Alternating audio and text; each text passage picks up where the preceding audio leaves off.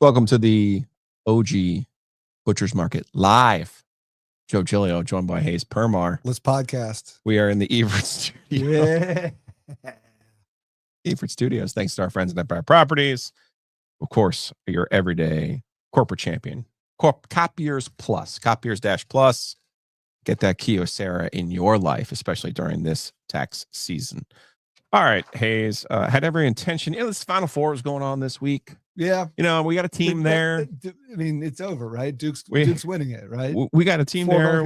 We can talk a little bit about that because we're going to have the world's longest lightning round today. Yeah. I've determined that that's what we are going to do.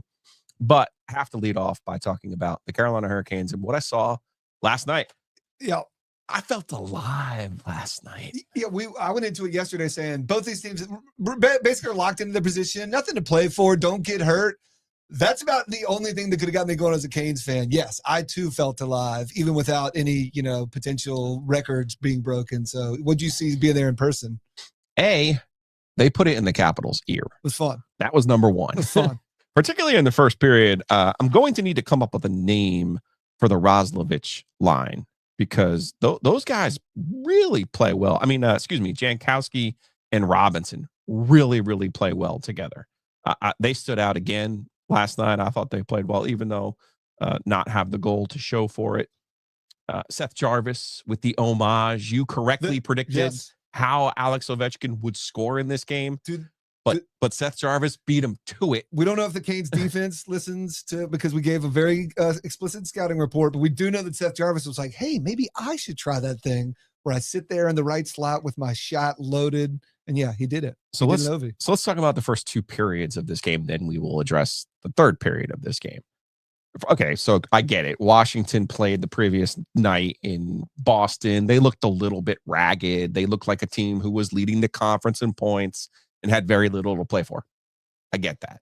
And they're probably doing extra media right now because there's a little more hubbub. Totally get all of those things. But the Canes understood the assignment, and they were fresh, and they were at home. The first period of that game, they dominated Washington, dominated them. A couple of notes that I wrote down. Number one, I thought the first chance that Ovechkin had was about 5 minutes in, and who was there but Mr. Reliable Jacob Slavin from behind, a little poke check, knocks the puck away, and I'm like, ooh.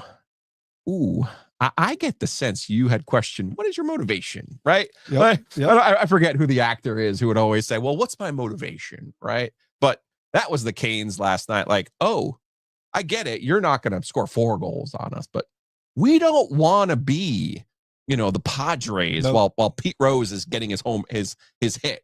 We don't want to be the Dodgers while Hank Aaron's hitting his home run. We don't want to be in the archives for life, being the team that gave up the record-setting goal. I thought there was an early motivation and focus, but it was just like, hey, buddy, it ain't happening tonight. You can do that shit. Super impressive. Awesome. We'll let you go do it at home. Yeah. Like, hey, you were drafted here. Awesome. That's so cool. This is the building you were drafted in 21 years ago, right? Like, that's so great. Love to put a bow on that fucking story for you. I thought you were about to tell me it was like a Kobe situation where the Canes drafted Ovechkin, but like, no, we'll trade him again. I was pretty sure I would have. You're like, I think I would remember that. But it was like, no, man. It ain't happening on our time. And I love the way that they played in the first period of this hockey game. Not only, like I said, you get that little depth line going, but it was also Jarvis just like, oh, you mean you perfected this goal? Oh, okay. Let me show you. Here's one in your ear.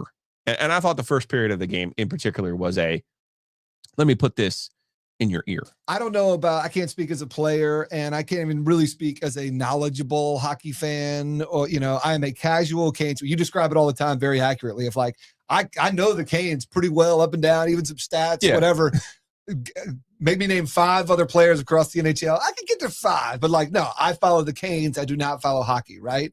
One of the most frustrating things to me as a fan, and I don't know if it's true as a player, is when your team dominates the play and then ends the period down 1-0 because like even up 1-0 or whatever, right?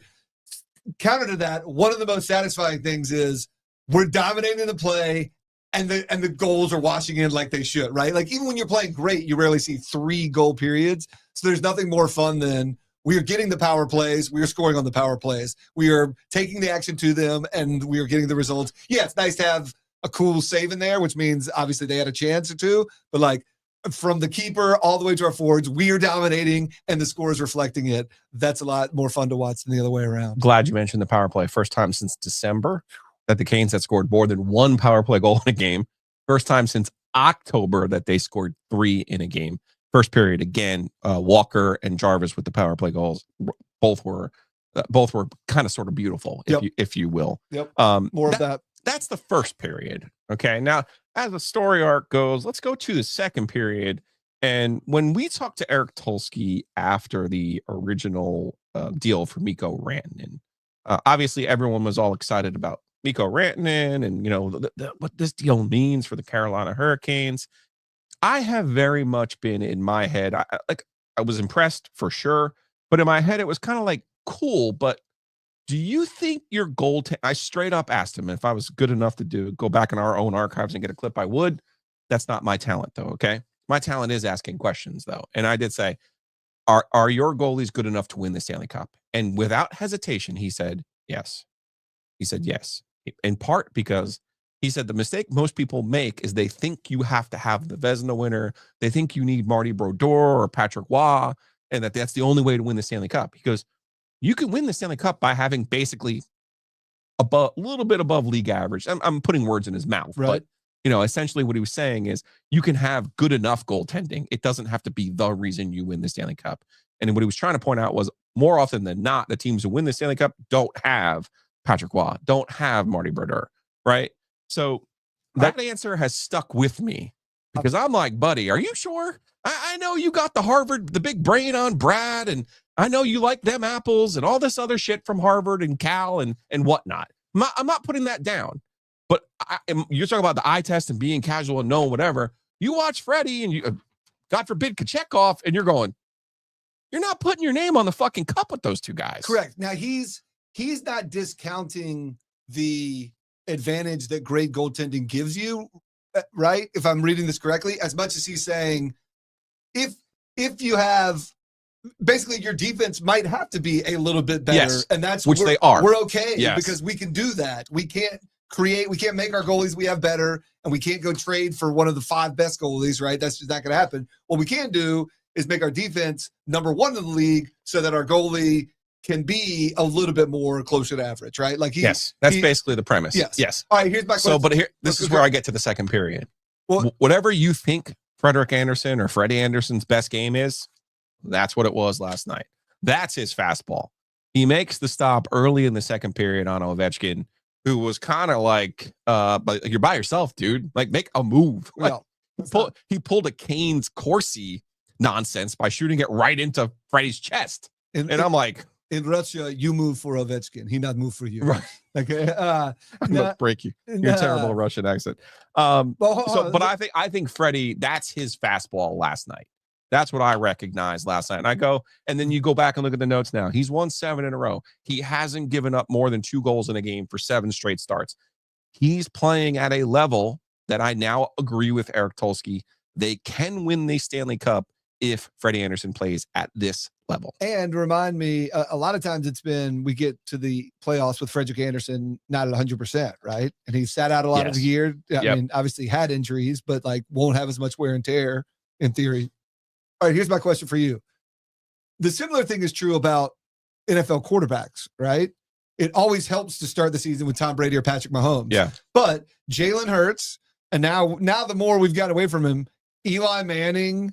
You know, the classic example is, what's his name back in 2001 or whatever with the Ravens? Brad Johnson. Well, Brad Johnson was even better with the Bucks. Trent Dilfer. Trent Dilfer is but when you start naming all of them, there are more than just Trent Dilfer, right? It's not you have to have the best defense of all time. I was going to say, now, wait a second. They might have had arguably the best defense right. And so, but on our scale, like you said, of how good does your goalie have to be versus your keeper, that's true. Like, how good does your QB have to be versus your defense? You can have a much worse QB if you have the best defense of all time. I guess my question is it more important? It's still more important to have a better quarterback than to have a better goalie, right? Well, that's an existential question right there now, isn't it? I feel like people talk about. I feel like goalies are more analogous to your number 1 starter in baseball than they are it's a your different position. Yeah, but I guess you hear the same thing said of like, well, you can't win without a goalie or a quarterback of at least this level, right? And when you really dig down, that level is that you don't have to have only Patrick Mahomes or Tom Brady or name the Vezina winners or the Hall of Fame goalies on the other side, right? But there's at least it helps everything else if you're starting from that point with one of those guys, right? Yeah. So all right, so where's Frederick Anderson? Is he Jalen? If he plays like last night, is he Jalen Hurts? Yeah, if he plays like last night, like I said, they're good enough with him to win the cup. If he's going to play like that last night, I thought he was really sharp last night because after the first period, the Capitals were like, "Oh, okay, well, there's a hockey game tonight." He's Matt Stafford. Matt Stafford. Yeah, I kind of like that. Who's the Lions quarterback now? They didn't. The Goff-Stritch, Jared Goff. Yes. Yeah, but you keep naming number 1 overall picks. I don't think that's Freddie, but it's fine. I'm ready. You're NFL quarterback. You're trying. Jalen Hurts was the number 1 overall pick. Not Jalen Hurts, but you just named Matt Stafford and the Goff-Stritch, and they were both number 1 overall picks. All right. Regardless, the second period, the Capitals wake up. The Canes, to your point, don't exactly dominate the period, but still almost get out of it. Yeah. Until it's 5-on-3. Right. And then you text me, and in my head, I'm watching. And meanwhile, I'm there for the AP last night. So Stephen Wino does a great job for the AP. He's actually up in DC. He's got everything everything's mapped out, planned out. I felt alive last night. Shouts to Barry Sverluga, who was there for the Washington Post, my old colleague at the NNO. Barry's a brilliant writer. Just wonderful to see him. Made me feel alive. Is he?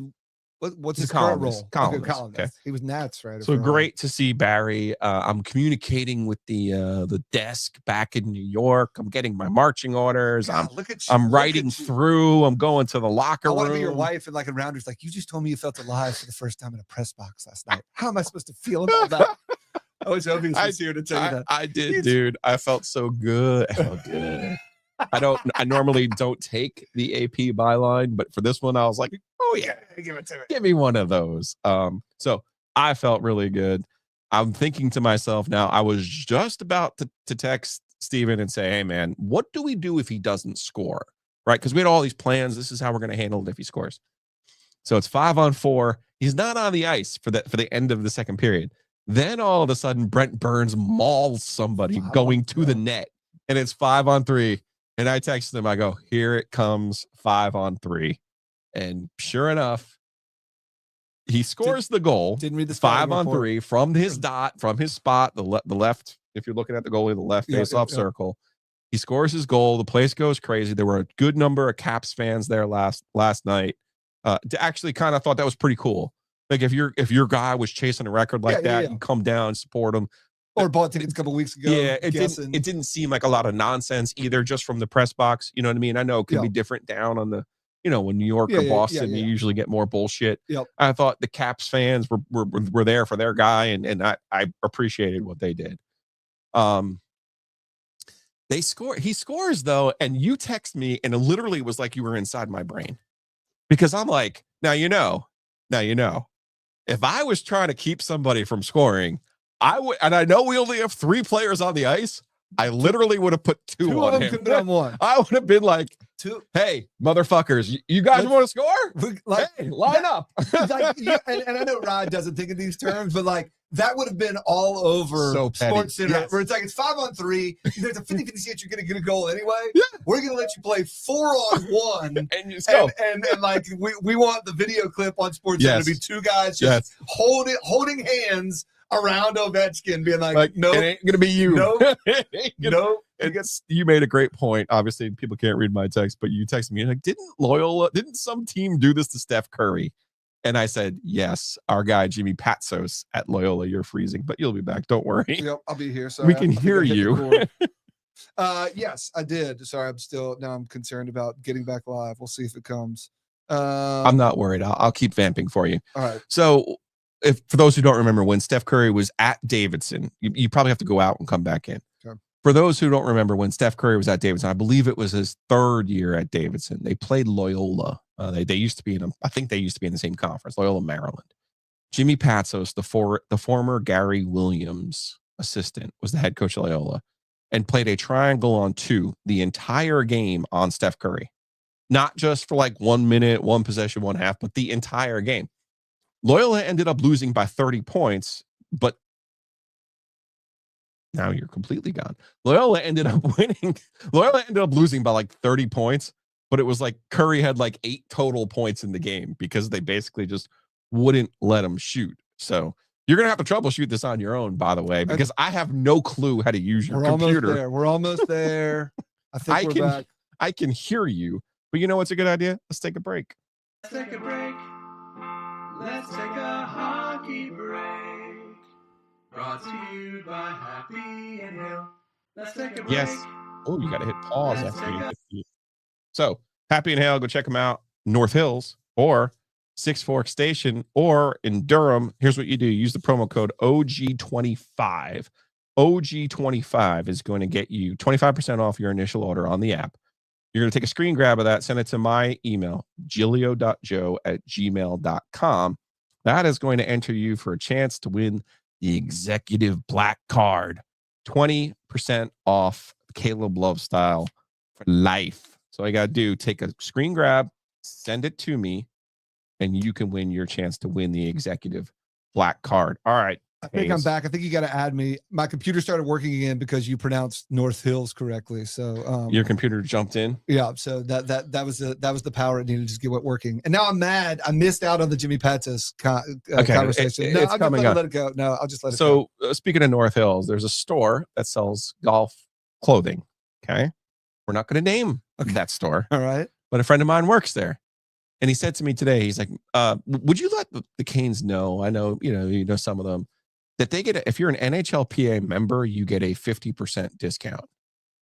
I'm like, that's kind of sort of fucked up. Yeah. Like, why do the rich people need a 50% discount? I was thinking, is there some way to get in the NHLPA that I don't know of? And now I'm like, well, let me scheme to try to figure out a way. But I thought you would enjoy that the hockey players are that a lot of them stay at the Renaissance, right? So a lot of them spend a lot of time in North Hills, and when they're there, they're like, oh, what do we have? Gotcha. What are we going to do? Oh, there's this thing that rhymes with a fruit. That's one of them. And then there's another one over there where you can get this discount. So it's definitely true that rich people get the most free stuff and poor people get the most like added fees, right? Yes. It's a terrible thing. So congratulations, hockey players. Keep good work. Like you guys could afford to play all the golf. And golf clubs are like, come over here and play for free. You're like, what? Whoa. Now let's get to the third period. Okay. Yes. There's 8 total game misconducts in the third period of this game. There were, 3 separate scrummy type fights, including Nick Dowd, who was giving, I believe it was Jankowski, just talking and talking and talking. While I've never seen a player in the penalty box. Love to see penalty box. He was he would not shut up. Somebody made somebody mad with something. Yes. I love penalty box. There had to have been more than a just like, you want to go? There was something about his mom or his wife or his daughter, because the best is when you track that stuff down, you found out it is that. It's like, oh, you did date the same girl. That is what it was about. Like, I hope it was something like that. Not wishing ill on any of them. I have no idea what that was about. But the third period broke down. So it was funny, because Gary Bettman was there. Ted Leonsis was there. They had the suite set up, and NHL Network, all this extra stuff was there. And it was like, yeah, we're here to celebrate hockey and this scoring record. And what does the third period turn into? But Nick Dowd absolutely, out of his fucking gourd, screaming at Jankowski in the penalty box. It's one of the tough things about hockey is we all agree that it's a better game when there's less fighting, right? When there's more skilled players, when there's not 2 roster spots dedicated for like goons on skates. You know what I mean? But darn it, the element of a potential fight is still, I don't want to say, I believe it gets people of all genders going, but as a biological male, there's just something about like 2 dudes fighting gets it going. I got one question. Yeah. If you're a sport that allows fighting, I get that you can't like trip or like stab people with your skates, although I think Happy Gilmore did that. He was the only guy to do that one time. But I saw Jalen Chatfield catching heat for throwing the guy down. So that was Connor McMichael. That was like the end of the fight. Is that the end of the skirmishing, and everyone had been sent off. Tom Wilson, of course, was at the heart in the center of all this. You That's that said guy. you were like, I'm a casual hockey fan, but I you do know know that exactly who Tom Dirty Wells. rat bastard. Yes, exactly.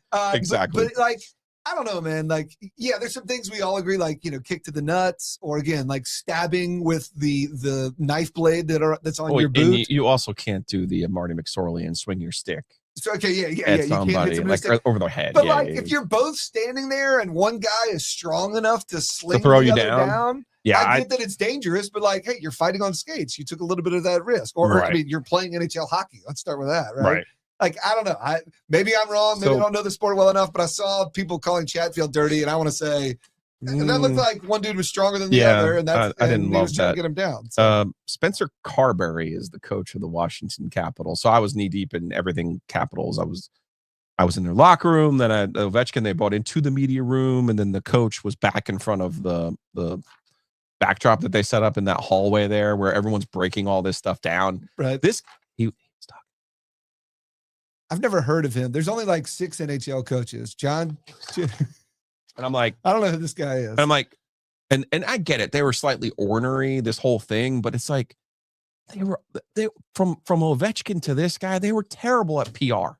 Like, you have all this extra attention here. You have all these like talk about how great. I'm not sitting here and you're number one. Like, your team's winning. That was the one thing that kind of bothered me. Suffer this. Like, by the way, you were dog shit the previous 2 years. Yeah. So you could have had one of those empty calorie years where everyone's paying attention to Only the Ovechkin, record, and yes. he'd have to put the performative act on, like, man, I mean, it's awesome for this, but I just wish we were better. And it's like, no, you don't even have to do that bullshit. There's lots to talk about. Yeah, Have exactly. fun. Yeah. This Carberry guy, I mean, it was like an animatronic. I'm like, what are you doing? And he's like 35 years old or some shit. I'm like, learn how to talk, man. The guy who's breaking down the ladder for the NHL Network was talking louder than you were. It's like, come on, man. Have a little bit. You don't have to be Tortorella and be a total asshole. There's only like 5 NHL coaches, and 3 of them have coached. Laviolette, Maurice, and Tortorella, or whatever his name is. And Mo has the most unbelievable personality. You don't have to be him, but show some personality, man. Yeah. Like, he was garbage.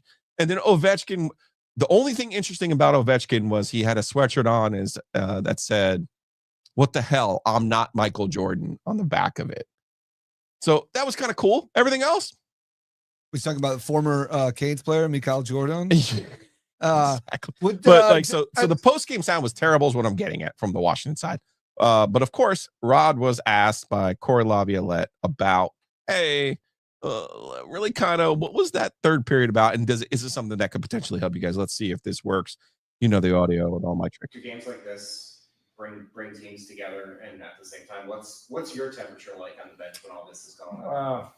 Well, I don't know. That's what you always say when, you win the game and there's a couple scraps and everybody, I don't know. We're pretty tight already. I don't know that made it any better, but I think, we said, we know now we're in. That was an official, and I like that we went and took it. We didn't just, get it handed to us. So it was a good game. It was a good effort. Listen, they played last night. I don't know what they're really playing for anymore. Maybe first overall, but everybody knows that's, so that's probably why we caught them at the start. I live for Rod Brendamore's post game pressers, by the way. Why is that? Because he just said, "Oh, the thing that I said. Oh, I mean, they played last night," and then he almost went full Julio there with the, you really don't want to win the President's Trophy. Yeah. And he almost they could be going for first, which we all kind of know that that's not a real thing. So good for the Canes. Canes win this game 5-1. Everybody goes home happy. There were the great goals of the first period, the great power play display. I mean, if you've only been a Canes fan since 2019, the power play is their Achilles heel. So that was awesome to see. Freddie was as good as he could possibly be for about, I don't know, a 60-minute game, 57, 58 minutes. Even the goal he gives up, 5-on-3. I mean, geez, it's Ovechkin, 5-on-3. So 5-1, they win the game, they move it along. As Rod said, 7th year in a row. Now, if I were to tell you that's the first time it's happened in North Carolina, but it matches a franchise record, would you believe me? First time it's happened in North Carolina, 7 years making the playoffs. This franchise has made the playoffs 7 years in a row before, just not in the state of North Carolina. If you were to tell me that the Forever 500s made the playoffs 7 years in a row from 85 to 92, that was when there was like 10 teams in I would have told you there is not a single fucking chance that actually happened. But I forgot that Ron Francis didn't miss the playoffs, but like 1 or 2 years of his entire career. I sort of misinterpreted 25-year career, whatever it was. Misinterpreted the question, and because when you said state of North Carolina, I started thinking about other pro teams in North Carolina.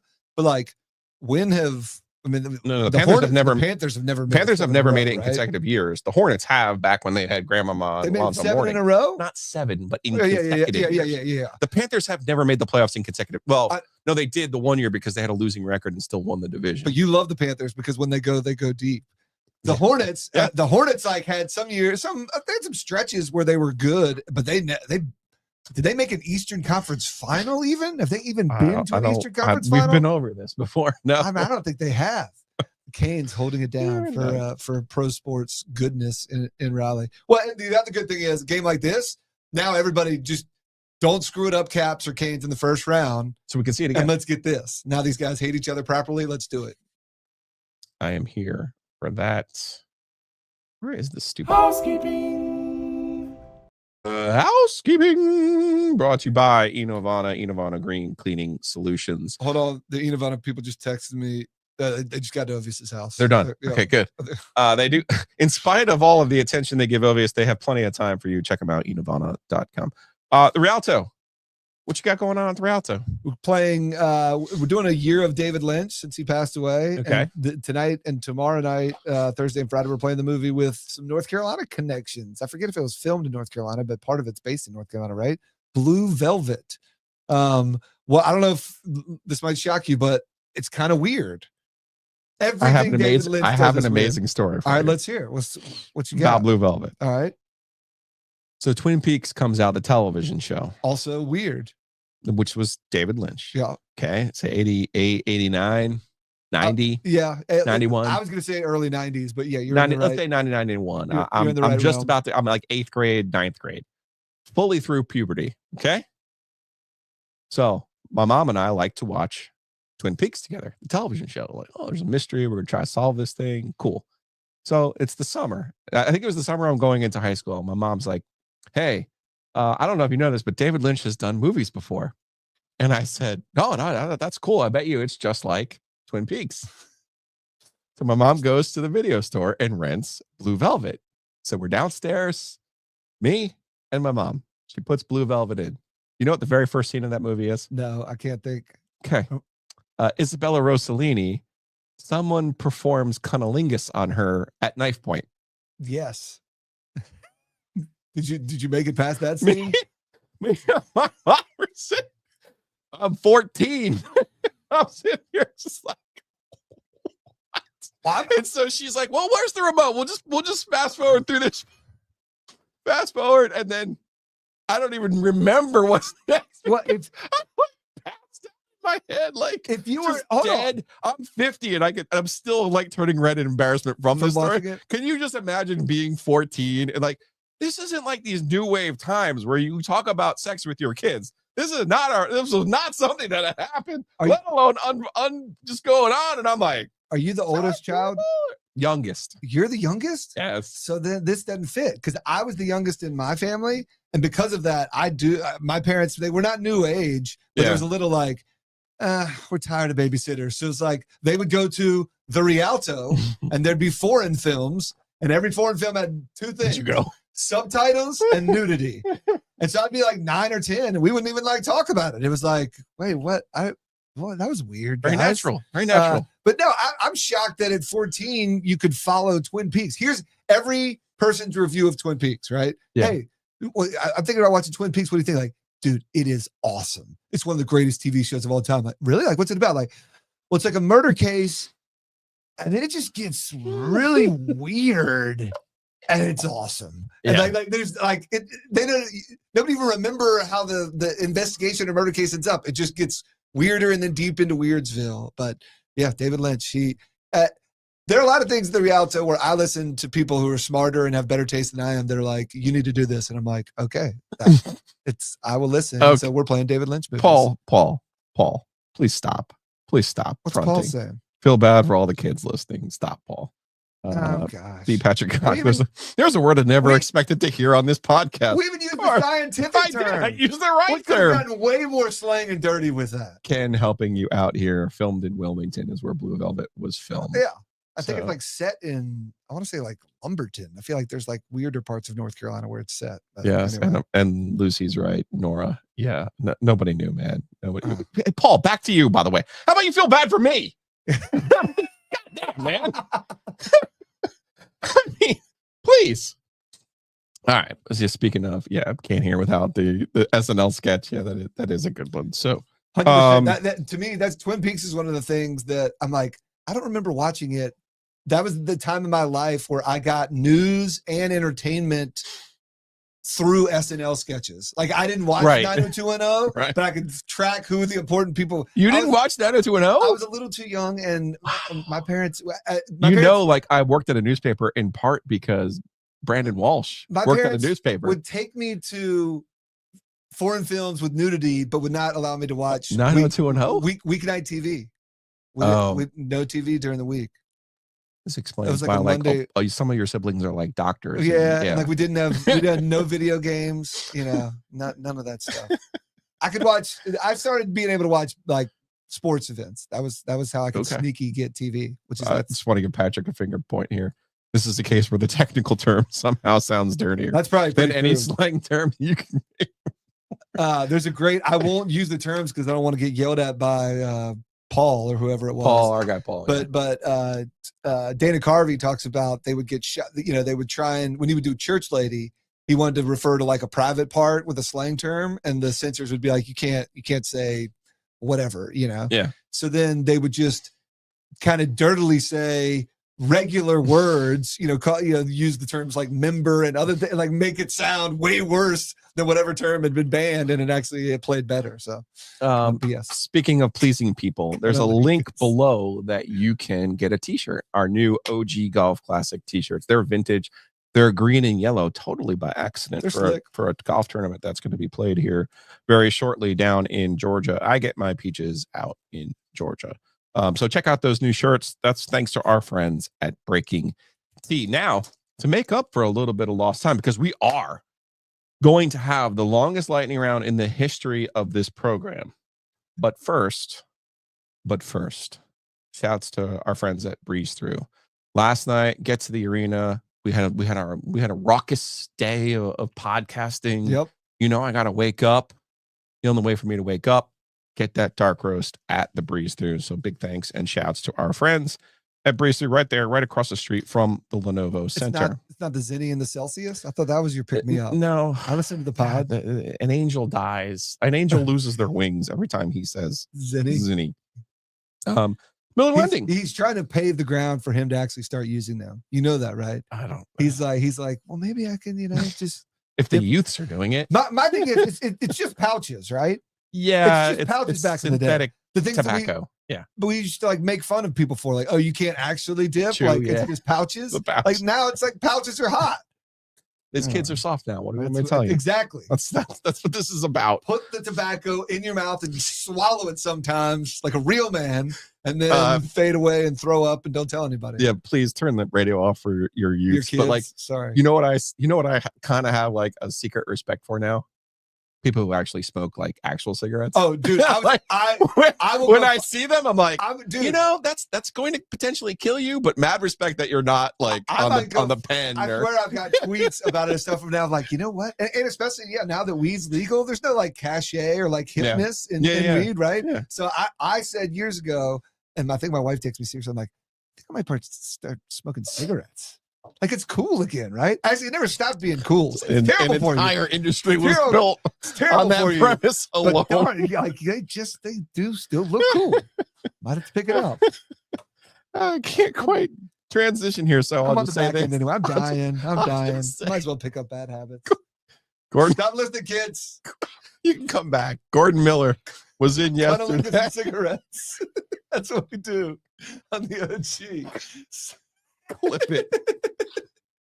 Sorry. Gordon Sorry. Miller in studio yesterday. He texted me. He goes, "We had 2 people reach out. You got to have me on every day." I said, "Hey, man, well, if we're gonna do some refis, let's do them."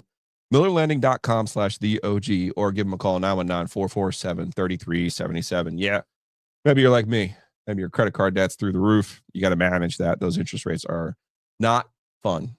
So give them a call. They can help you out. MillerLending.com/theog or 919-447-3377. That gift basket from the Raleigh Wine Shop is the real deal.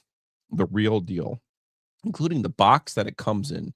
My sister Jamie is a winophile, and she said, the box? Isn't it enophile? I don't know how to pronounce it. I say winophile. Enophile? I thought it was enophile. Ken can tell me. We'll let Ken help me out here. She said the box is great because it has the divots, and it's because you're supposed to store wine on its side.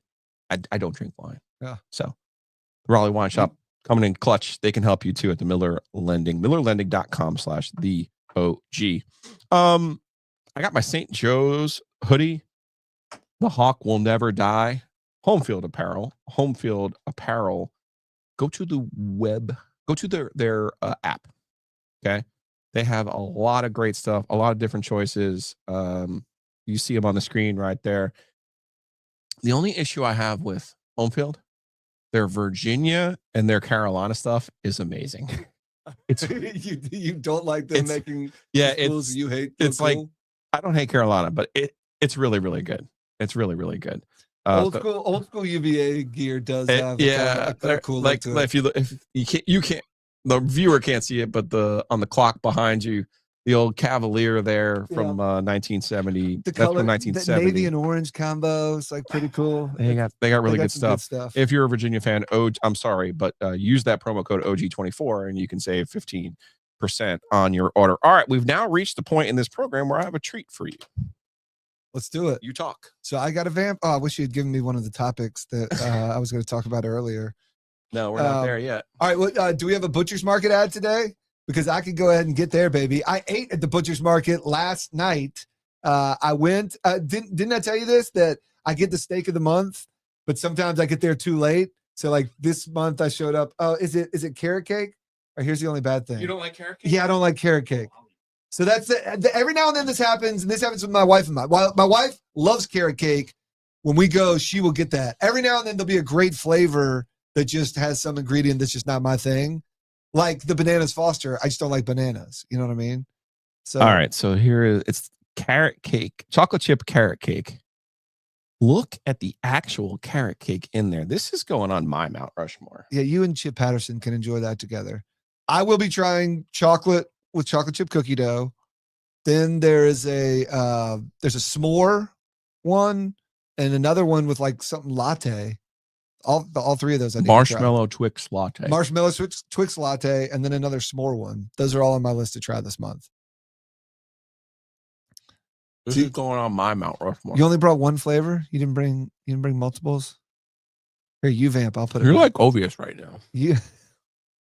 And not even you a gift, and you're like for the podcast. I should have asked beforehand if it was. I knew it was going to be carrot cake because I saw you repping it earlier. And so it has nothing to do with Two Roosters. I told you the three flavors that I will be here to make it up. Okay, all right. I will be trying three flavors, just not that one. It's phenomenal. Pay no attention to Hayes Permar. It's delicious. It's going on my Mount Rushmore. It's that good. Because mostly carrot cake, you think, oh, there's raisins. No, it's chocolate chip. Okay, and then there's a cream cheese icing ripple in there that is just. My goodness. I like a good ripple, a fudge ripple, a peanut butter ripple, a marshmallow ripple. I'm a ripple guy. I feel like you're just saying ripple over 100% and over because you like saying ripple. All of those have been actual ingredients. I'm pretty sure in Two Rooster flavors. A fudge ripple, yes.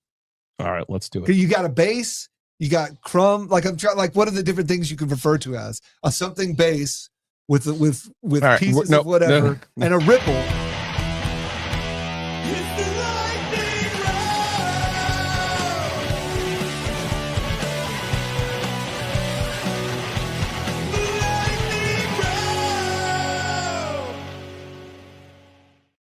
All right, there's Zeus in a bra, which can mean only one thing. Where did you get that picture of me to use for that? It's an AI thing that Joe constructed. Nobody. Well, I'm pretty sure that was me. Nobody knows. Now let's do this. This is going to be the longest lightning round edition ever. Okay. Let's start with the actual basketball games that will be played on Saturday in San Antonio. Foregone conclusion. I'm with you, but now part of you is saying that as a Carolina fan to try to reverse jinx them. I see you. I see. No, I see you. You're Okay, downgrading my. I see you. No, I see you. no. I truly do think Duke is the war machine, and until proven otherwise, I'm going to believe that. But sometimes we may get caught up in our own parochial ideas of what a team is, right? Yeah. It was advanced to me by our friend Josh Graham last night that the only team that can beat Duke is Houston. All right, then now I'm definitely taking Duke.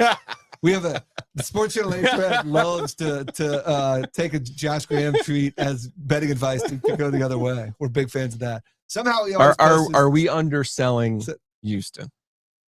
Possibly. Well, here's the one thing that I always worried about with Duke is, do they run up against a senior laden team, old team, and they actually start showing, we see some sign of, oh crap, we haven't done this before, right? Mm-hmm. So that would still count as a possibility for Houston, right? Yeah.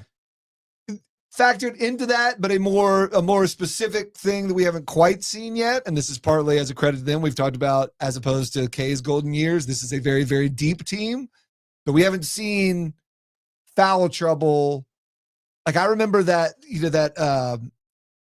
the 22 game where UNC had gotten beat by 30 in Duke the first game, and everybody thought UNC had no chance in K's final game. Yeah. And one of the big things was, I want to say there was a call earlier that maybe could have been Baycott second, but instead it went against, I won't even get the player right, but somebody important in that game. And so a foul, a key player going to the bench, coupled with 2 baskets going in, and all of a sudden you saw UNC feel like, okay, this is not the same game as last time. So like, do you see Duke get in a Cooper Flag with 2, Malwatch with 2, and Knippel misses his first 2 threes, and now all of a sudden it's like, how do we weather the storm? Listen, there's definitely a scenario. I don't think they freak out, but that would be the scenario that I see that leads to possible trouble. There's definitely a scenario where fouls can hurt Duke. We saw this in Chapel Hill this year. Cooper Flag got in foul trouble. They weren't the same team in the first half without him. Yep. Okay. Here's the thing, though, and I have 2 thoughts about let's start with the fouls specifically. This is the late game on Saturday. Okay. And you might sit here and think, well, what does that matter? If it's the first game or the second game, what does that matter? Okay. How many times have we seen on a Final Four stage, if the first game is called tightly, even if the first half of the first game is called tightly, all of a sudden in the second and a half, there's a buzzer that says, hey guys, go a little bit the other way. Hey guys, no one's tuning in to watch you call fouls. Okay. So my theory here is you're going to get fewer fouls called in the late game, the marquee game. If anything, the people who should be worried about the tight whistle, it's Florida and Auburn. But I think for the most part, that's fair. I'm just trying to tell you, it can happen, but the scenarios that maybe make me worry about Duke. I think since Carolina's national championship win over Gonzaga, which if you think back to, Gonzaga had 3 bigs, all 3 of them had 2 fouls in the first half of that game. It affected how that game went for Gonzaga. Okay. Like I think Carolina was going to win it either way, but and it was kind of just a gross game in general. Yeah. But I think that game is the last one I remember everyone being like, God, the officiating in college basketball needs to change. God, this game is slogging and slow and they're calling so many fouls and da-da-da-da-da. I think for the most part, college basketball has done the best work that they can with their officiating to the point now where people don't even hate Duke anymore because they're not incentivized to take charges the way that they used to. And I watched them flop and take 28 charges in this game. I'm just saying, I don't think that's how this goes. I mean, that is a scenario for Houston, but here's the one thing I do worry about for Duke and Houston. We've only seen a Final Four with all 4 number ones once before. 2008, San Antonio. You had Memphis, John Calipari, Derrick Rose. They had a bunch of tough guys on that. Chris Douglas Roberts and Dozier. Like they were players. Tough, tough, athletic, tough team. Rose was another level. Okay. And really, you go back to that Final Four. So you had Memphis, who had Rose. You had UCLA with Westbrook and Kevin Love. Okay. The other two And teams, just some disgustingly Yeah. coached offense. Aaron Afalo, Some they had awful Darren coached Collison. offense. They had like 4 or 5 NBA guys. Ben UCLA. Holland. Oh my God. Oh. He didn't deserve to have those He guys. didn't. He really didn't. So then you had Carolina with Psycho T, Ellington, Danny Green, Ty Lawson, the 1 team year that away would from win a national title. That was a war machine in 09. Then you're like Kansas. You're like, well, who was on that Kansas team? Like, which dopey white guy was the 5? You're like, oh yeah, the guy who had 28 blocks against. No, it wasn't even the guy who had 28 blocks against NC State. It was a different dopey white guy in 2012. They were like this team, and Self hadn't done anything yet. So you remember the guy who made the 3 to win the game, Mario Chalmers. That's pretty much all you remember about Kansas. They were the 4th dwarf, if you will. Like they was kind of like, not sure. Yeah, you know, the team that, and I think this year you have Florida with all the things that they have, Auburn with Janai Broom and all the things that they have. You got Duke, obviously, the brand name, you know, the blue blood. And then I think Houston is in that Kansas role of like, well, are we not paying attention to you? Are we disrespecting you slightly? So I think there could be something to that. Now, great moments in Final Four history, by the way. And you'll never convince me of this otherwise to this day. I would love to get Ty Lawson on this program. That first game, Derrick Rose outplayed everybody on that UCLA roster. Put on a fucking show down in San Antonio. You cannot tell me that Ty Lawson didn't watch that game and was like, "Ooh, I'm gonna go out there and show you I'm better than Derrick Rose." Because in the first half, when they were falling behind, and Billy Packer gave us the "it's over." Yeah. Ty Lawson was trying so hard to play hero ball when that's not what Carolina needed. Right. Okay. So to me, you know, there's a push and pull to the Final Four. Broom could be fantastic in this first game. Clayton could be fantastic in this first game, and maybe you see Cooper Flagg press too much or Knipple press too much to try to match that type of outcome. But you know, I look at this and I go, you know, I think Houston. I think Houston has to get lucky to win the basketball game, and by lucky that would mean Duke goes cold. Yeah, or you make some can't make a threes. shot. You make 75% of your threes, or Duke makes 125% of theirs. Yeah, and the other thing I was probably undercounting is Sampson's a basketball coach, right? Yes, He's a good coach. Yep. So that you're not walking in there on some dude who got hot and won his conference tournament and has now won 4 games in a row, or he's in his first year at Texas, but he's really not proven. You know, I know Sampson has never won an NCAA title, but going back third time in the Final Four, second time with Houston. He's an excellent coach. Going back to the last thing we saw about him was a beautiful baseline out of bounds play to like, oh, that's freaking coaching right there, right? And so yeah, there's every reason to believe not that he'll outcoach John Shire, but that he's not an idiot, right? That he's got some thoughts and some plans of what to do against Duke. If Vegas was really disrespecting Houston, this is usually how I look at it. Oh, I don't even know what the line is. This is a great question. Is it 7? If Vegas really was like, if they were really being disrespected, it'd be 9, 13. 10, which is probably about right, Yeah. to be perfectly honest with you. Like the line should be 9, in my opinion. The line should be 9. What Like, is it? because it's like Duke, if Duke hasn't beaten anybody by single digits, the one That's game what I against mean. Carolina, like they're just blasting people.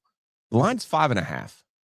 You got to So say, you can't You even have give to it do you can't even give it the, well, you know, we shocked the world, Khalid El-Amin style 99 against Duke. So I understand how good Houston is, but I think it's going to take a couple of breaks for them to win this game.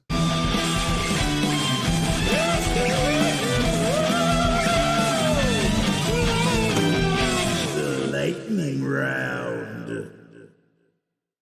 I think we are on pace for the longest lightning round of all time. We might have We are really moving quickly. So we might have to cut down the amount of time No. we spend on time. Oh no! I Okay. promised. All right. Promised the longest lightning round ever. I know. We got to get serious here. Put your serious voice on. Speaking of triangle basketball, NC State. NC State has their first commitment in the transfer portal. His name is Aline Breed. Oh, I thought their first commitment was the grad assistant from McNeese State. I thought that I was just all the said big- we have to be serious All here right, for like 5 seconds. Sorry. Okay, we're being serious. NC State's first player to commit is from McNeese. And you think, oh, well, he only played 2 games. He had an injury. What's the big deal, Giglio? Well, Breed started his career at Providence. I bring this up. Here's the story from, let me get this right. This is from September of 23. Okay, here's the headline. I'm just going to read you the first couple of graphs. Charges against ex-Providence basketball player Aline Breed dismissed. Here's why.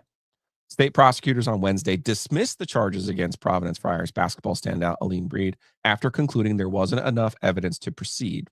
Breed, 22 of Georgia, was arrested in April after an off-campus incident in which he was accused of brandishing a firearm at his on and off again girlfriend as he demanded her car keys.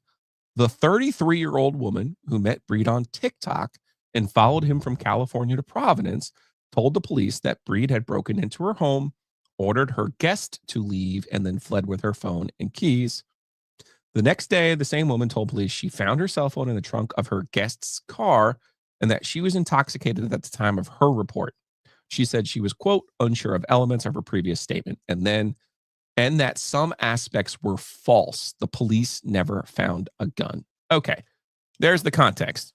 Breed was suspended by Providence, left Providence after the arrest. Those charges were ultimately dismissed in September. That's why I read you the dismissed story, not the original story. He was at McNeese this year, only played in 2 games because of an injury, did average 17 points in those 2 games. I bring this all up as a way of saying, at his press conference, Will Wade said, I believe in giving people second chances.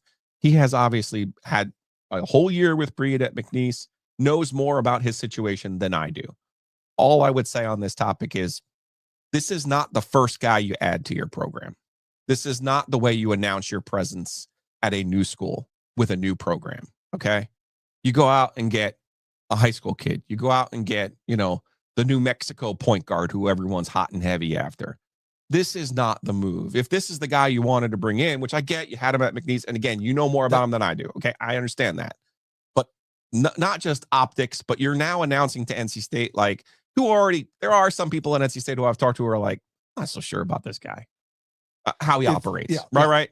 And I've had other people who worked at LSU call me too and say, not sure, guys. I'm not sure. I get it. There's certain things that are legal here, but I'm not sure. Right. And if that's the case, and I'm not saying you have to please the people who doubt you. You don't have to please me either. But what I'm saying is, as a program with a new step, and you have people energized and you have people pulling for you and contributing to you and have you ready, this is not the first player that you bring in. This should not be your first move. All right, I don't disagree with anything you said. 2 things. One, I appreciate you reading the whole report, because it does give context of just reading one fact. Like, some people will just hear dismissed and be like, it was dismissed, so it's nothing. Some people will just hear there was an accusation of a gun, and so that's all there is to it, right? I think if you read the whole thing, you could say bad decisions were probably made by multiple parties, yes. Right? I don't mean to diminish anything that happened. And if the worst, it sounds to me like one of those, after the judicial system has said, we've looked at this and are moving on, that's definitely one that you are having a conversation with the kid that includes you saying you're putting a little bit of your reputation. When you give somebody a second chance and it's on your team or whatever, there's a little bit of you saying, I've looked into it, I've talked to him, I have even more context than what you have. And to my knowledge, he had no issues in his year at McNeese. So that is the one thing. It sounds like he's had that conversation with them before bringing him to McNeese. And if he's been with them a year, there's a little more leeway for me. But to your point of optics, of like, why not talk to the kid and be like, we're definitely bringing you in. We're going to bring you in, make your but plans. We'll get you here. But let me announce 2 guys, and then also we'll put a release about the 5 guys we have, and you'll be among that. You're in the dots, not the first guy. That might have been the better way to handle it. Okay.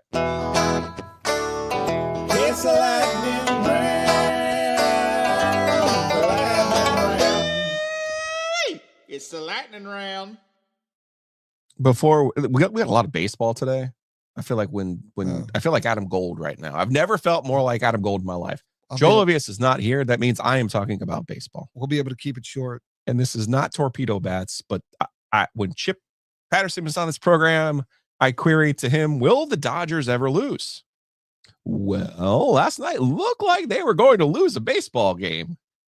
Instead, They were down 5-2 to the Braves. They end up winning the game 6-5 on a walk-off home run by Shohei Ohtani. What kind of fucking sun run are the Dodgers on right now, sir? I don't know. Like, do you think Ohtani had himself for an anytime homer? In the his interpreter definitely did. Yeah. Oh yeah, his interpreter. I meant his interpreter. I mean, All right. I'm going to go on a limb and say they're 8-0. I'm going to say yes. Yes, they will lose. The game. They do not finish the season 162-0. Okay. All right. I mean, what's the record? 116. I did hear y'all talking earlier. the record for the modern era is 116. Okay. But the modern era, the Cubs did it in 06 and the Mariners did it in 01. I mean, 8-0 is a darn good start. So hold on. 13-0 is the best modern era start as well. I will just tell you that I grabbed again when we go back to Vegas, I grabbed the Dodgers to set the major league record at plus 750 after they won their first game in Japan. Yesterday it was down to plus 400, and now FanDuel does not offer the prop anymore. So you got to win a little bit over 60% of your games. I think if they stay healthy, it's in play that they can win 120 games this year. I think that's actually in play for them. Excuse me. You got to win a little over 70% of your games. I honestly think it's in play for them. That's they got to do over 7 out of 10, and they're coming out of the gate 8-0. If I had to put my life on it right odds now, are stupid. The odds should be no less than 20-1. And here I am at plus 750 feeling good about it because it went down to plus 4. I don't know. I feel like they're not going to do it. They're not going to break 116. Okay. I don't know why. I mean, that's fair, man. I'm just talking a little bit of baseball because I have a chance to talk a little bit of baseball. And now to the pièce de resistance. We got 3 more things now. All right. We're moving some.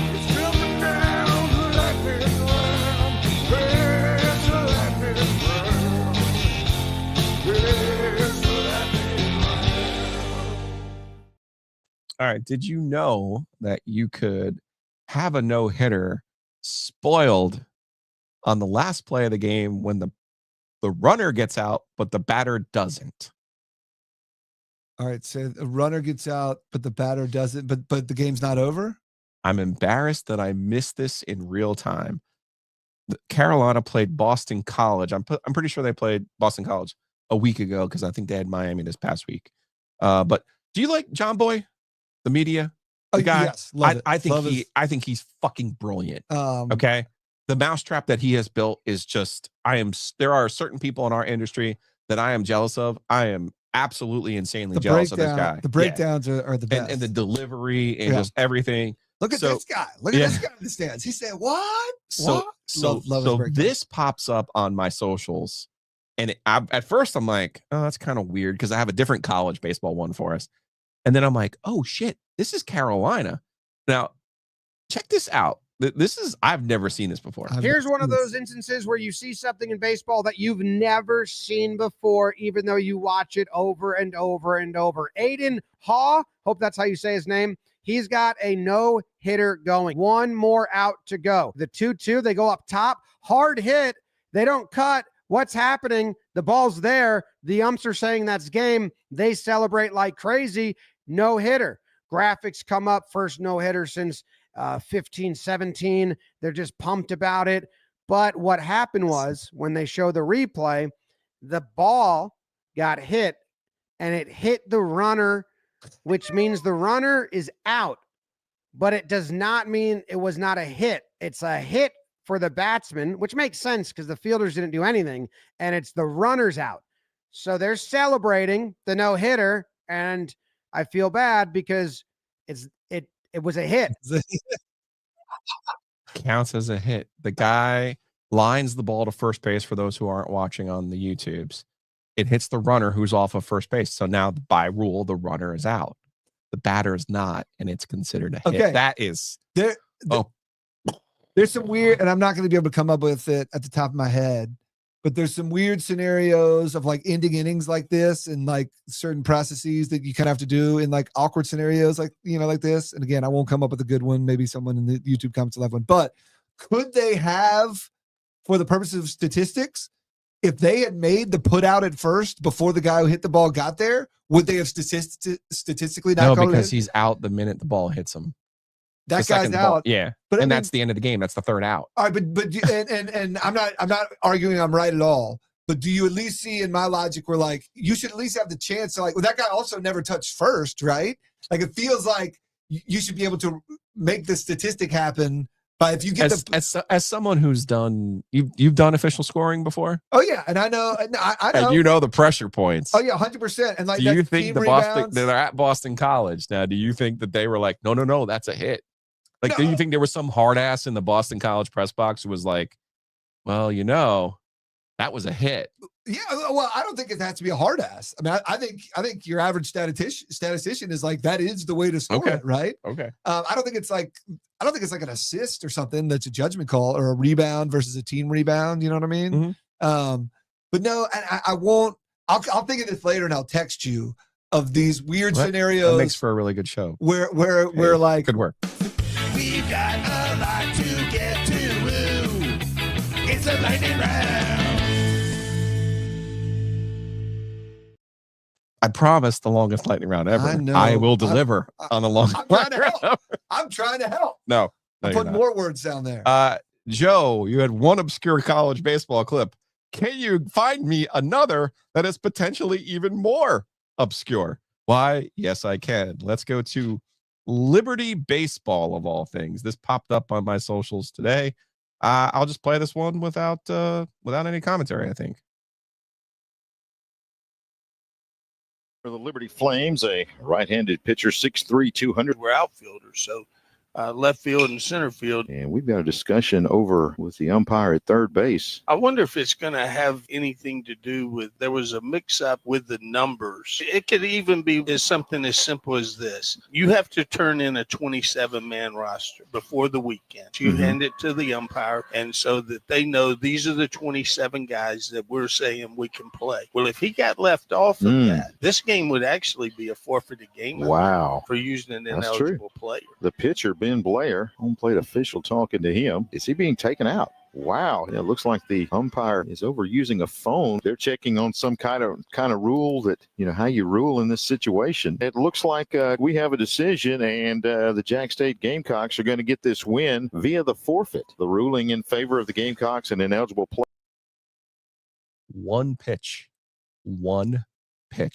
The Jackson State coach goes over to the umpires. Wait for the game to start. And if they throw one pitch and he shows them the 27-man roster that Liberty had submitted, the starting fucking pitcher wasn't on it. I love what that. kind of oversight is that? I am.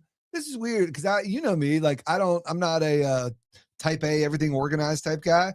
But like I talk about this. I know I talk about this all the time too. Of like when I produced radio, I never missed, like, I'm going to damn it be there, right? Like I know what matters and what, I know what the deadlines are. I know, like, I'm not going to miss. Like I may be a scatterbrain in some ways, but like, and I feel like there's certain things like this where it'd be like, I probably would not fill out the roster, but I would have the guy I know and trust to be like, hey man, this matters and it's got to be right every time. So whatever you got to do, whatever. I would have assigned a person to make sure they get it right every time. I do think I worked for a high school basketball team one time that got a technical foul for having a number listed wrong, maybe in the scoreboard to start the game. So yeah, that's a real thing. Can't be playing people that aren't listed out there. I love the coaches watching the warm up With and being like, guys, nobody effing smile. Like play it cool, play it normal. Because in baseball, some old baseball guy looks across like, Cooter's acting weird over there. Cooter knows something. Like, what's that? Oh, wait, he's not get him out of there. Get him out. Don't start him. I love the one pitch just moseying on out. Also, okay, I'm not going to go through it. Go look up the 4th out rule in baseball. It's an actual thing. I think that it should be able to apply and that UNC should have been able to gotten to put out there and statistically gotten their no-hitter. Go look up the 4th out rule. It's a real thing. It matters. Good job finding that. Topic, stack it up. Julio's roll back it up. Well, I know what we'll do. A lightning round. That was shrieky. I didn't realize that was coming. Actually, there's a better sounder for this. Hold, please. All mixed up, you don't know what to do. I facts will clarify and correct something or two. Cause you know what JoJo is not the first or the last thing they've got wrong in the past. I was wrong about the 42nd Street Oyster Bar. I thought they were pulling a Glenwood Avenue furniture store bit, a Linda's in Chapel Hill bit of, yeah, man, we're going to close. But here's our GoFundMe. Hey, man, we're going to close, but we're going to be open. There's just, the demand was so great that we're going to stay open for another month. I thought for sure that was coming for the 42nd Street Oyster, but no, Sunday was it. Over. They own a big building. And so I was wrong. Yes. I was wrong. They own a lot of land. So when they weren't coming to terms with, or if they don't own, whoever owns that building owns a lot of land and could do a lot more things with a lot more money. I wouldn't have argued you with that. I didn't necessarily have inside knowledge. Although again, I do think it's about land moving in downtown. Although we've heard Char Grill on Hillsborough Street multiple times is going to be raised for a building, but that's less Char Grill claiming they're closing because there's many franchises, right? Sure. But yeah. I just didn't like the jocular and jovial nature with which you guys were discussing 42nd Street in general. So what did you want? Reverence? Yes, I want reverence for 42nd Street. Okay. Well, the floor is yours. Okay, a couple things.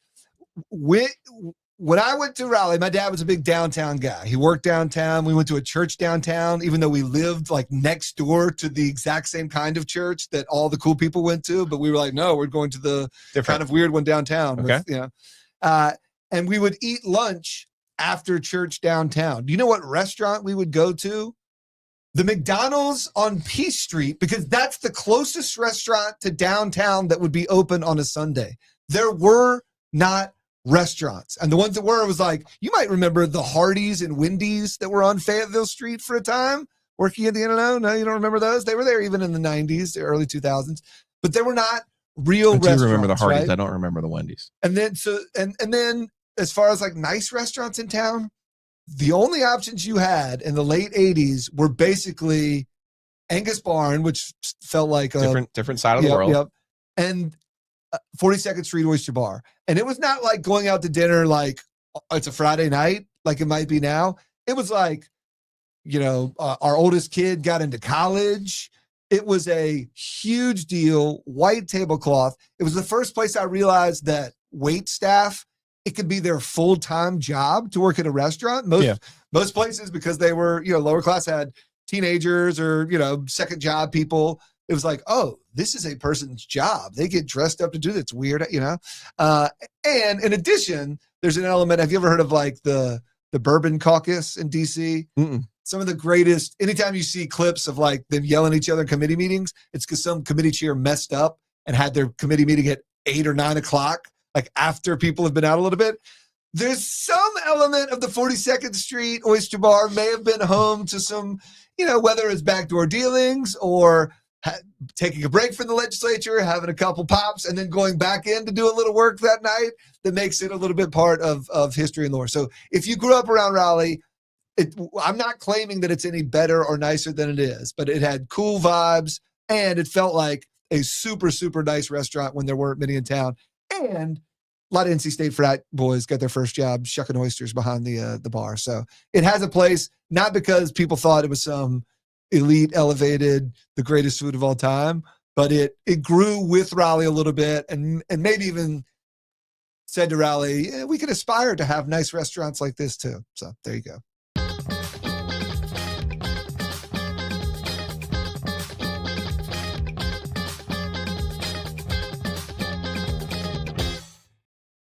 Mosquito Authority, Pest Authority, the real Hayes of this program, Hayes in Lancaster, the OG.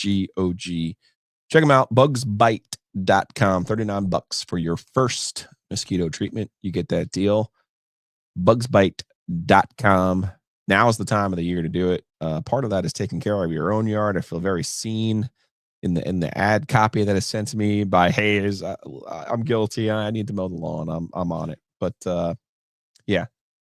Take care of your outside. Get those bugs out of there. You don't need them flying around doing all that nonsense. And the ants. The ants they're coming home. The ants are marching in. Get rid of them. Bugsbite.com. And speaking of marching and ants and Dave Matthews, speaking of Dave Matthews in Charlottesville, Roback is based in Charlottesville. Look at you. Use our promo code OG20, save 20% on your initial order. Roback, RHO back. Heroes back in the morning. .com. No. Keep going. I mean, you got a song there. I like what you're doing. It's probably a better Dave Matthews song with Roback. I don't know. I mean, Roback. I wouldn't sell yourself short.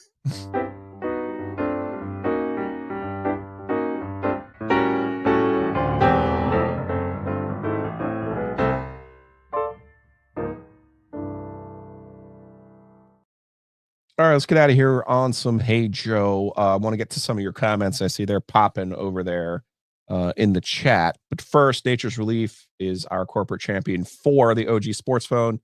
919-444-2211. I believe it's a travel day for Joe Ovius. So no calls were sent to my email last night. But you can call and vent. 919-444-2211. We'll actually be here Saturday for an After Dark after the Duke semifinal game. So write the number down, save it. Nature's Relief Hemp Store.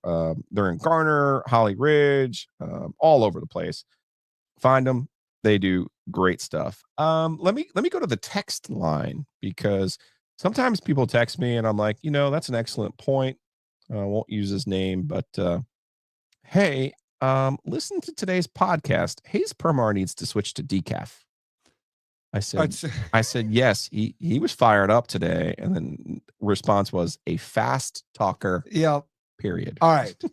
And I should have devoted myself to this for the entire podcast, but I got a kick out. It is something that I need to work on. But honestly, speaking at a normal pace for me feels like I am intentionally slowing my words to a ridiculous level. Now, part of this, and you and I have discussed this, I listen to this podcast on 1.5. And what's funny is I listen to all podcasts at 1.5. Bomani, you guys. And so when I hear them, I feel like I hear people talking at a pace that my mind is moving. That's how fast I talk, right? The problem is when I go back and spot check, I don't listen to the whole podcast when I've been on it, but I listen to a few things and then I'm like, oh man, I talk at 1.5 and now I'm listening at me at 1.5 times 1.5. This does not work. So you're not wrong. The funny thing is I do not drink coffee. In fact, I didn't know that. I drink coffee like at night and I love coffee flavored stuff. Yeah. But I'm not a coffee drinker needed to go. In fact, and you don't like carrot cake, so I consume. Tried to do one nice thing for you, You know Joe well. style today. You were like, yeah, no, fuck you. You know me. See all the pile of gifts over there for him. Did they ever make it to the wall? You're missing my good point here. I consume way more downers, and I'm still operating at a high level. So yes, it is not the caffeine. It's I try to suppress it, and I'm not quite there. All right, let's go to you were on this program yesterday. Let's go to the YouTube comments from yesterday. Hayes with the big whiff to kick off the show because of the flimsy reasons of your list. Oh, you know what? I did leave out one, and it was maybe my best one. But the bad thing is it gets semi-political, so I don't want to do it. Okay, that's fine. The light rail fiasco is enough, so that you had somebody. Yeah, that's right. You had somebody. That's right. They killed it and they know it. Timmy Ann said, "I still hate them." Perfect. Curtis Driver, courtesy. No tee times for Hayes at the Washington Duke golf course for life. Oh, dude! The last time I played there, I shot I am not a good golfer, but I rarely am like shooting a radio station like a 103.2 or a 105.1 or whatever. I was awful the last time. I don't want to go back. I spent all day. I was Hasselhoff. I was in the sand all day there. All right. Hayes and the caller near the end of the show are correct. Duke is completely hateable all the time, every time. This likable argument is ridiculous. That was my bigger point, and a little bit of the humor of my list is like, okay, you don't have to have great reasons to hate somebody, right? If it's rivalry, it's freaking rivalry. And, and the conference pride stuff is for ninnies. right? Like, Oh yeah. like No, that was your strongest yes, one. that You is probably BS. should have led with Yeah. that one and not the light rail and And I the know. Nepo baby that got lost. And if you would have said Spencer Hubbard I know was a I know, Nepo I baby, know. if, just as long as we're doing notes and, here, you know. and Stephen Miller, I didn't get to that one. There you go. Sports Yeah. Julio 8. I like that from Russell. Yes. And then Cooper would be my favorite player if he played for any other team besides Duke. Yeah. And then Blind Lemon Jello. Did you bring up AI Ovius? Was there an AI Ovius reference? I don't know. Apparently. AI obvious. AI Ovius would run the board. That would leave Giglio to focus on his core strengths of heavy drinking and some quality sports analysis. I'm sensing low levels of obsessing over the show and content, which AI Ovius would have addressed. Here's the thing about Flag. You talk about if he was on your team or not. I'm thinking of, because I'm a Hornets fan, how will the Hornets he already tore his ankle up in the one game in the building that he played. Well, I was going to say, how will they either, tragically miss out on getting him? Like they get the number 1 pick, but forget to get their pick in on time and fall down 1 pick or, something. Or do the Hornets actually get Flag and therefore his, budding career is ruined because he plays for the Charlotte Hornets? It's going to be one of those two. Either the Hornets don't get him and he's a superstar, or the Hornets get him. Just like who's the Dalton Connect, the guy that the Hornets traded for. Now I know that guy's going to be a superstar because of how close the Hornets were to actually having him on the team and then not getting him. So that's how it's going to go with Flag. All right. Paul is working his way back into my good graces. Go to the comments here before we leave. Giglio hitting Hayes with the hard network outs like he's still on FM. There's good There's good comedic value in there. I'm happy to play the role of guys talking too much. Ken like that too. Sweet cutoff there, Joe. And NC State moderator. This was on my list of things to talk about with Chip Patterson. I don't know if you saw this. Probably not. Again, on my social feed.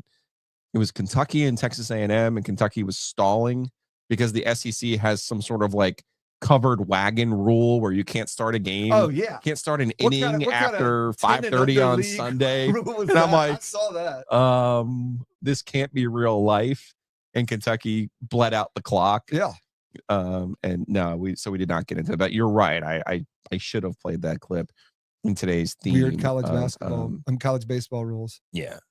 Somebody's gonna feel me on the 4th out rule. UNC should have been able to put that guy out and protect their no hitter. Oh Lord. We don't have the old style yet. Ken mentioned it, and I forgot to mention 42nd Street is connected to Angus Barn and Daryl's back in the day. Yeah. All those. They all used to be under the same Fat Daddies as well. Some of the great Raleigh restaurants. B. Patrick, people hating Duke less. I'd give up a nut and a kidney if it meant they'd never win another title. That feels slightly aggressive. I'm assuming he already has kids, so the testicle feels less of a sacrifice. But kidney kind of feels important. It feels big. I always forget. You get 2. Do you have 2 kidneys and 1 liver, or 2 livers and 1 kidney? 2 kidneys and 1 liver, right? You can give that up. 1 liver, yes. We used to ask people, would you get a pinky removed or shot in the leg? Yes. Yeah. or then we would get to would you let your kid break his wrist? He's going to be fine. And then when we asked somebody, they were like, well, can I tell him or not? And we're like, well, do you want to or not? I was like, no, I want to be able to tell him, son, you're this is your cross to bear, baby. You're sending the pack to the Final Four.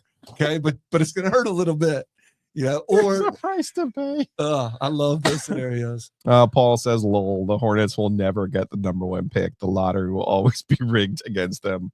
They'll get it. The accuracy, man. The accuracy. They'll get it in some year with they'll get it in the year and they'll take Sam Bowie, right? And then the number 3 pick will be Michael Jordan, and the number 2 pick will be Clyde Drexler. The Hornets, they feel like a cursed franchise. They probably are.